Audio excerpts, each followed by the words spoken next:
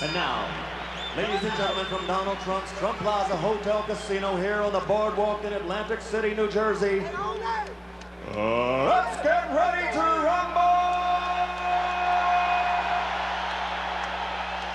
It's the battle of the ages. 12 rounds of boxing for the heavyweight championship of the world. Introducing first, fighting out of the red corner, wearing the white trunks and weighing in at an official weight of 257 pounds.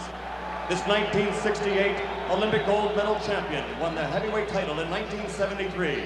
After a 10-year hiatus, he returned to the ring in 1987, and since then his record has been a perfect 24-0 with 23 KOs. His career record as a professional, 69 victories, 65 KOs, only 2 defeats. 56 of these KOs have come in 4 rounds or less, and he's considered by most experts to be the most devastating puncher in heavyweight history. From Houston, Texas, ladies and gentlemen, the challenger and former heavyweight champion of the world,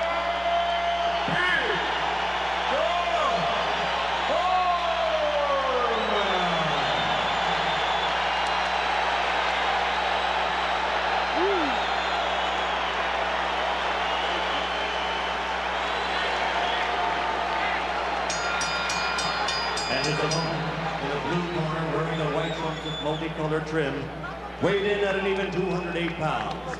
He's a member of America's greatest Olympic boxing team, the class of '84. He won a bronze medal that year, and he was the first of that great squad to win a world title as a professional. In only his 12th professional bout, he became the cruiserweight champion. And he is now, in boxing history, the only titleist from that division to step up to the heavyweights and capture that crown also. His overall record as a professional is 25-0 with 21 KOs. More than half of his KO victories have been in 4 rounds or less, and not one heavyweight opponent has made it to the final bell. And for the last 5 years, he's knocked out every opponent he has faced. From Atlanta, Georgia, ladies and gentlemen, presenting the undisputed, undefeated heavyweight champion of the world, the real deal, Evander Holyfield.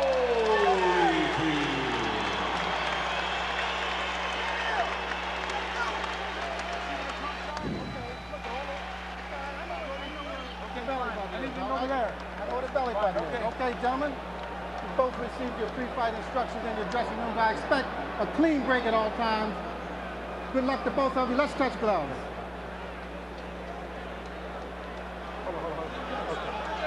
George Foreman has said, "It is my destiny. I'm a miracle." And the fact that he is here bears out most of that to be true. The final chapter is about to be written.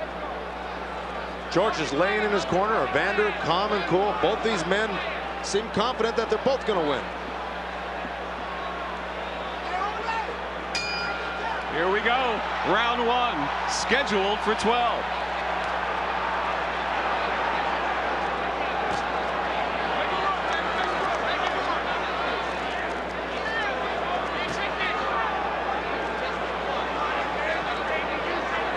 Holyfield exploring with some jabs and working the body, and Foreman has yet to throw a punch.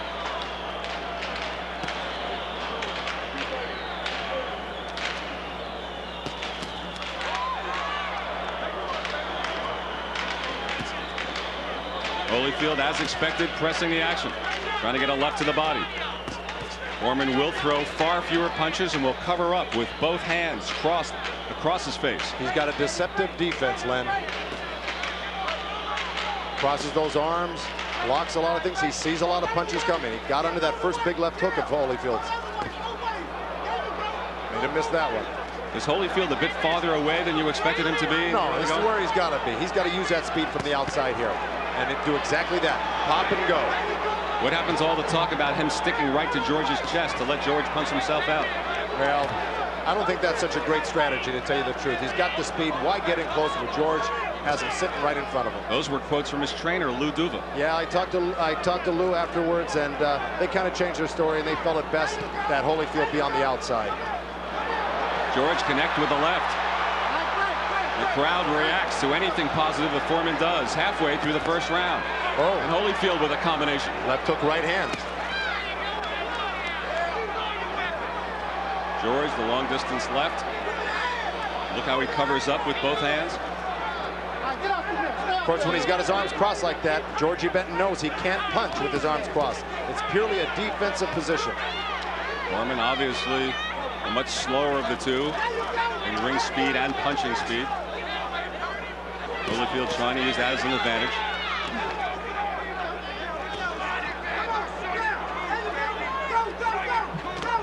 George with the looping right. Way off the mark, went right behind and passed it behind Holyfield's head. Jabbing out of there with the left, Foreman is. And here comes Holyfield. Good left hand by Holyfield. Good left-right left. He threw 3 quick punches and got out and circled around George. And this is what he's got to do. Can he do it for 12 rounds? I don't know.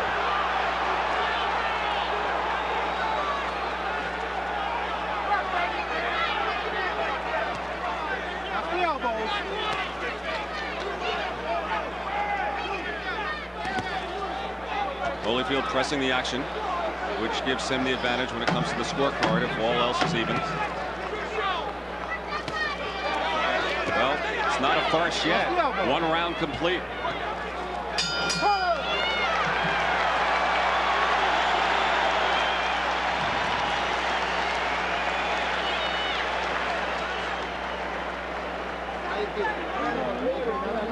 That's your fight.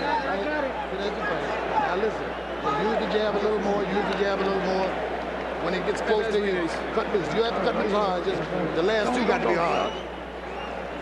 Keep doing what you do. Keep following.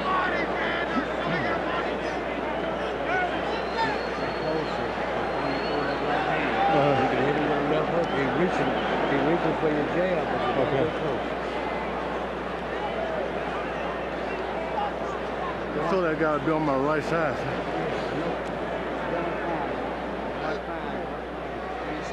Combinations of Jesus Christ, that's what you're going to see all night long, is what you just saw. As you saw, Holyfield sits, Foreman stands. Foreman never sits between rounds, says he doesn't practice that in sparring, so makes things go faster. So he stands, and they told him to try the left hook, Joe. They told Holyfield also to use that jab. When you do get inside, bip to the body, quick punches, let him go. So he said they didn't have to be hard, but let him loose and then get back out. Good right from Holyfield, and then again a left. Remember, in all of the earlier stories, George Foreman said he would knock him out in the 2nd round. That's the round he took care of Joe Frazier back in '73. Right now, Holyfield is just really tattooing George Foreman right now. The speed is really telling the tale. Unless George can land something to the body to slow him down a little bit, start hitting him with the jabs, this could be a trend all night long. Georgie Benton told Holyfield, this is what you're going to see all night long. Just him plodding in after you, looking to load up. And a big swing and a miss from Foreman. That left to the body got through, though. Now, that was a low blow, and let me tell you, Rudy Battle jumped right in and told him, keep him up.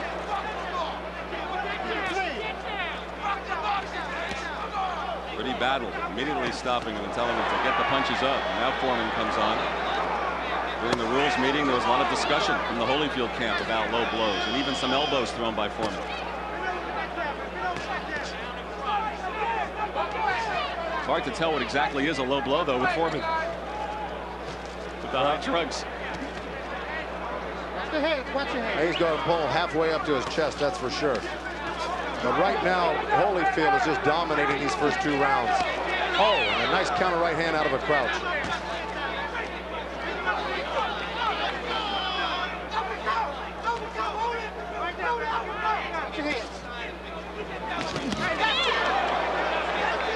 Good exchange.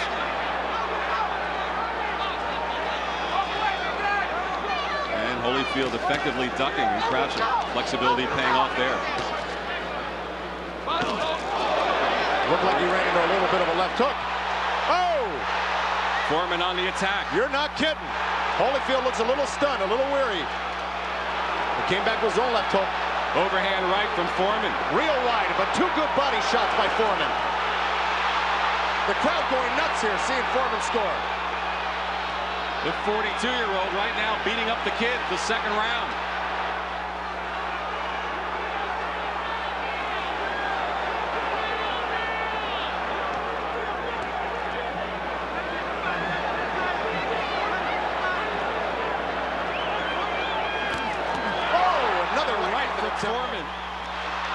And a combination. This is where Holyfield shouldn't be.